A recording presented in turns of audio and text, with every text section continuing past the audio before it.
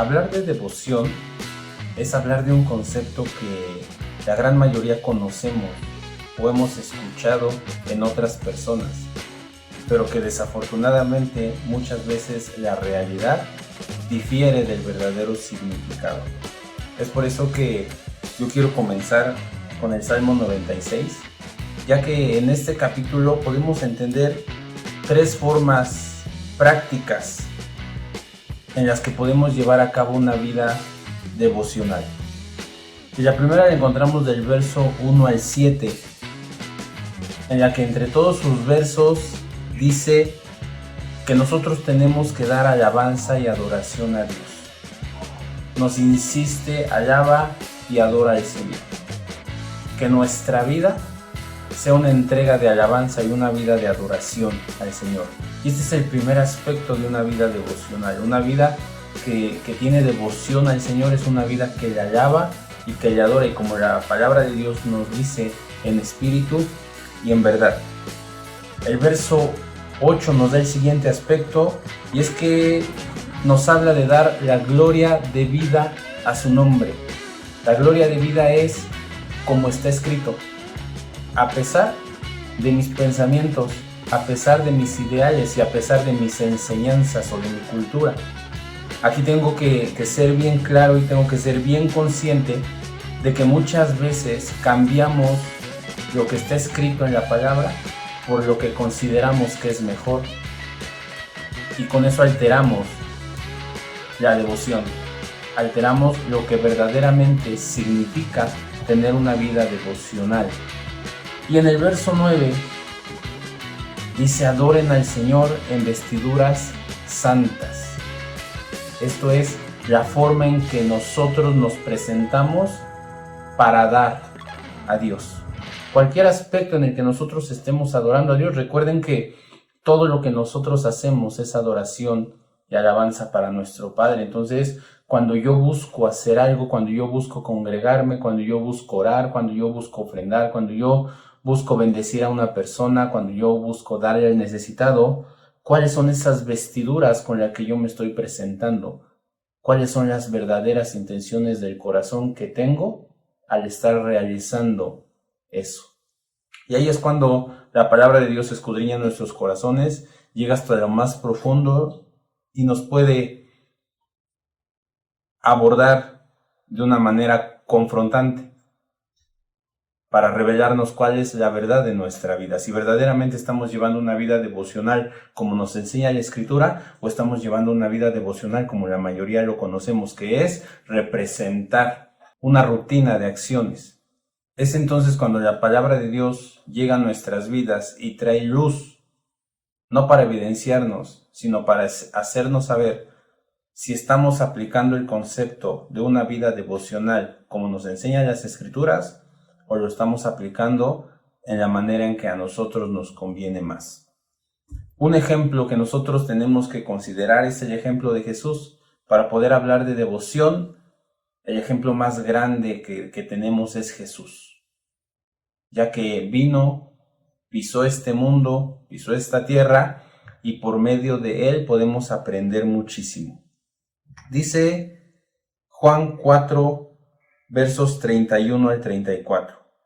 Mientras tanto, los discípulos le rogaban: Rabí, come.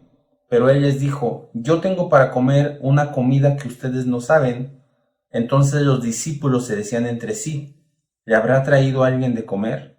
Jesús les dijo: mi comida es hacer la voluntad del que me envió y llevar a cabo su obra.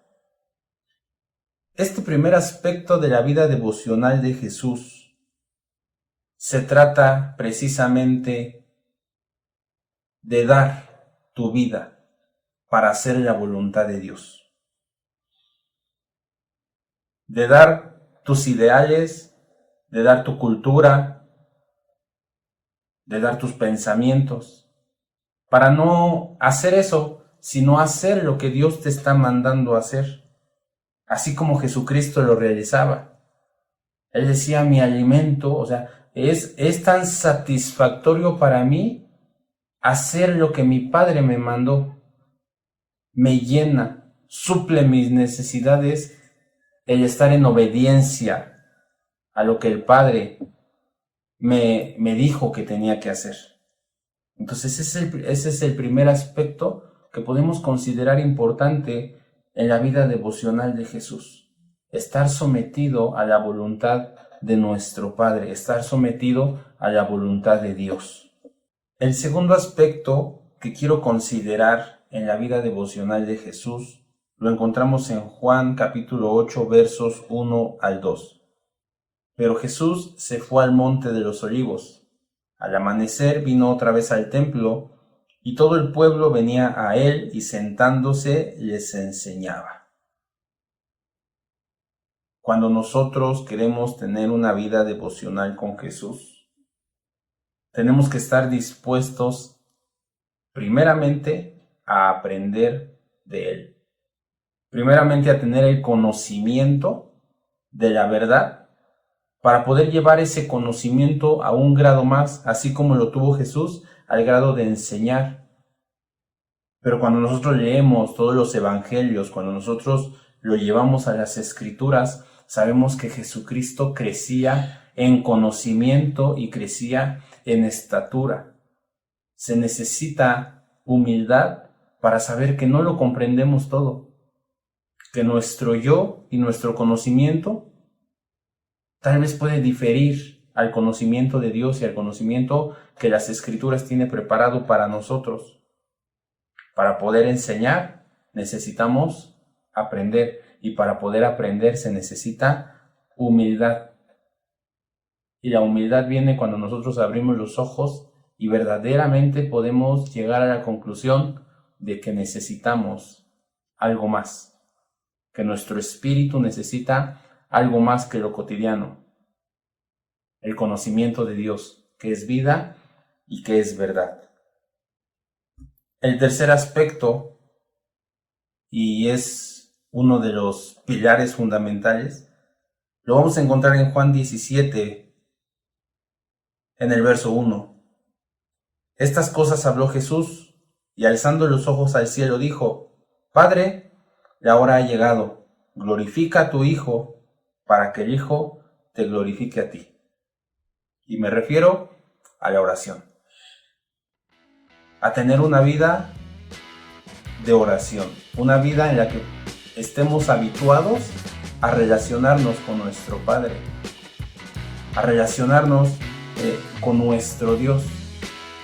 En todos los evangelios hay una constante y es que Jesucristo se apartaba a orar. Jesucristo se apartaba para poder tener un tiempo especial con Dios. Y eso nadie lo veía. Y Jesús no andaba predicando cuánto tiempo se apartó para estar con su Padre.